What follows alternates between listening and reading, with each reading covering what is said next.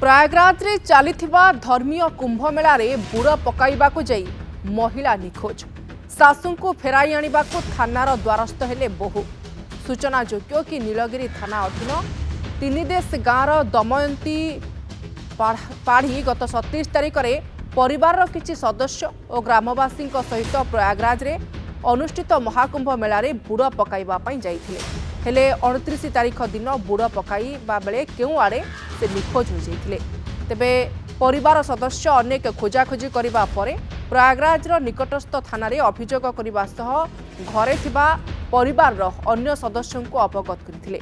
आज बहु खोजाखोजी करिबा परे न मिलिबा परे तांको बहु सबिता पाढ़ी नीलगिरी थाना रे अभियोग करिबा सहित सासू को उद्धार करिबा पई राज्य सरकार को अनुरोध करिसेंती।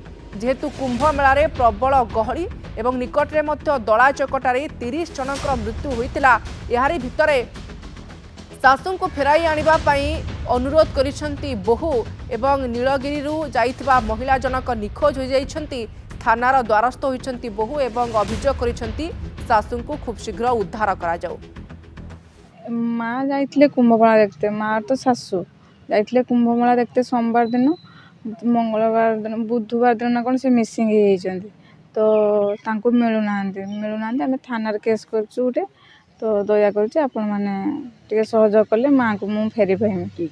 माँ जाइथिले आम खुड़ी सासू मो कका ससुर तांको खुड़ी को तांको भौणी भिणेई आम दियर गुटे भी जाइथिले गाँ साई पड़सा भी जाइथिले तो आसी माँ को मेला रे खोजा होछि तो पाउ नाहंती से माने के सोमवार दिन जाइथिले। सरकार मोर एति अनुरोध जे दया करके मो माँ को टिके तो खोजी के आनि दियो। 4 जन हजिया भितर 3 जन लोक मिलीगले आउ जने लोक मिलू नाही। तेणु तेणु एति अनुरोध करुछि जे जदि कौन सौदवती सन्धान पाती ताने आमको दयाकोरी जनइबे। नीलगिरी थाना रे एतला देवाई आसलु राजेश्वर को एति अनुरोध से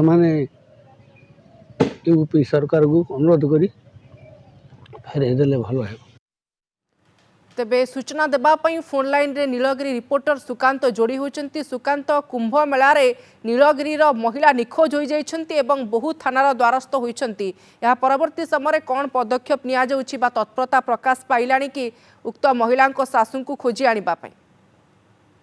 देखंतु सबस्तु बर्तमान जहाँ प्राथमिक जो प्राथमिक पर्यायर बर्तमान जो नीलगिरी आईएनसी जी अच्छा ये घटना को गुरुत्वर सह नहीं एवं किभली ये जो महिला जनक जाइथिले तार टेक्निक भाव में केते बेले जाइथिले को ड्रेस पिंधि जाइथिले कहा सहित जाइथिले एवं किभली जाइथिले नीलगिरी रु जो प्रयागराज रे जो चलिथिबा धर्मीय कुंभ मेला को जाइथिले।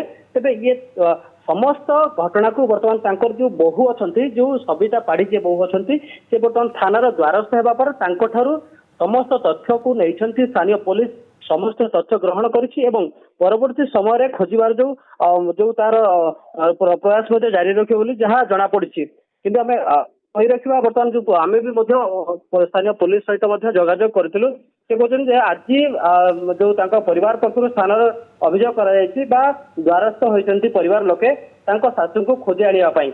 तेणु आज खबर पाइबा पर पुलिस तत्परता देखी निश्चित भाव में आगामी दिन में खोजी आनी देवाई एक प्रतिश्रुति परिवार को देती पुलिस।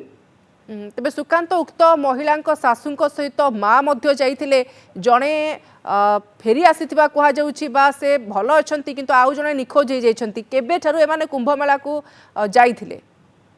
देखंतु ये वर्तमान 27/1/2025 रे तांको परिवार एवं जो ग्रामवासी सहित ट्रेन जोगे बालेश्वर से जाइतिले कुंभमेला किंतु परिवार क्षेत्र में कुंभमेला रे 27 रे जाई 29 रे कुंभमेला रे बुड़ मारिबा परे से जो महिला जनक थिले से महिला जनक कोठी निखोज हो जाती जो तांको सहित जो परिवार लोक थिले सेमान अनेक खोजाखोजी करथिले स्थानीय अंचल रे खोजाखोजी करथिले बा जे जो कुंभमेला जोठी बुड़ पकाउथिले सेही जगह रे खोजाखोजी करथिले किंतु से जगह से महिला को कोठी खोजी पाई नथिले जहाँ फल कि स्थानीय पुलिस रो मध्य सहायता नैथिले कौटी ना कौटी सेठी निराश होगा पड़ी निज जो परिवार जो जाइए सेठी निराश होगा पड़ी ଏବଂ ତା ସହିତ ବର୍ତ୍ତମାନ ନିରାଶ ହେବା ପରେ ବର୍ତ୍ତମାନ ନୀଳଗିରି ଥାନାରେ ବର୍ତ୍ତମାନ ପରିବାର ଲୋକ ଦ୍ୱାରସ୍ଥ ହୋଇଛନ୍ତି। ତାଙ୍କ ସହିତ ଯୋଉମାନେ ଥିଲେ ସମସ୍ତେ ସୁସ୍ଥ ଭାବରେ ଅଛନ୍ତି, ସମସ୍ତେ ଅଛନ୍ତି, କିନ୍ତୁ ବର୍ତ୍ତମାନ ଯୋଉ ନିଖୋଜ ଅଛନ୍ତି, ଯୋଉ ମହିଳା ଜଣକ ନିଖୋଜ ଅଛନ୍ତି, ତାଙ୍କୁ କୋଉଠି ନା କୋଉଠି ପୋଲିସ ପାଉନାହିଁ, ସେଠାକାର ପୋଲିସ ପାଉନାହିଁ। ସେଥିପାଇଁ ପରିବାର ଲୋକ ବର୍ତ୍ତମାନ ସ୍ଥାନୀୟ ପୋଲିସର ସହାୟତା ଲୋଡ଼ିଛି। ଠିକ୍ ଅଛି, ପରିବାର ଲୋକ ସ୍ଥାନୀୟ ପୁଲିସର ଦ୍ୱାରସ୍ଥ ହୋଇଛନ୍ତି, ଥାନାର ଦ୍ୱାରସ୍ଥ ହୋଇଛନ୍ତି ଏବଂ ନିଖୋଜ ମହିଳାଙ୍କୁ ତୁରନ୍ତ ଫେରାଇ ଆଣିବା ପାଇଁ ବହୁ ଥାନାରେ ଏତଲା ମଧ୍ୟ ଦେଇଛନ୍ତି ଏବଂ କାର୍ଯ୍ୟାନୁଷ୍ଠାନ ବା ଅର୍ଥାତ୍ କେତେ ଶୀଘ୍ର ତାଙ୍କୁ ଫେରାଇ ଅଣାଯିବ ତା ଉପରେ ସମସ୍ତଙ୍କର ନଜର ରହିଛି। ଆପଣଙ୍କୁ ଅନେକ ଅନେକ ଧନ୍ୟବାଦ। ସୁକାନ୍ତ ଆମ ସହିତ ଫୋନ୍ ଲାଇନ୍ରେ ଯୋଡ଼ି ହୋଇଥିଲେ, ନୀଳଗିରି ରିପୋର୍ଟର ଏ ସମ୍ପର୍କରେ ସବିଶେଷ ଆଲୋଚନା କରୁଥିଲେ। ଦର୍ଶକ ବନ୍ଧୁ, ସମୟ ସରିଛି, ଉପସ୍ଥାପନାକୁ ଏଇଠି ରଖୁଛୁ। ନମସ୍କାର।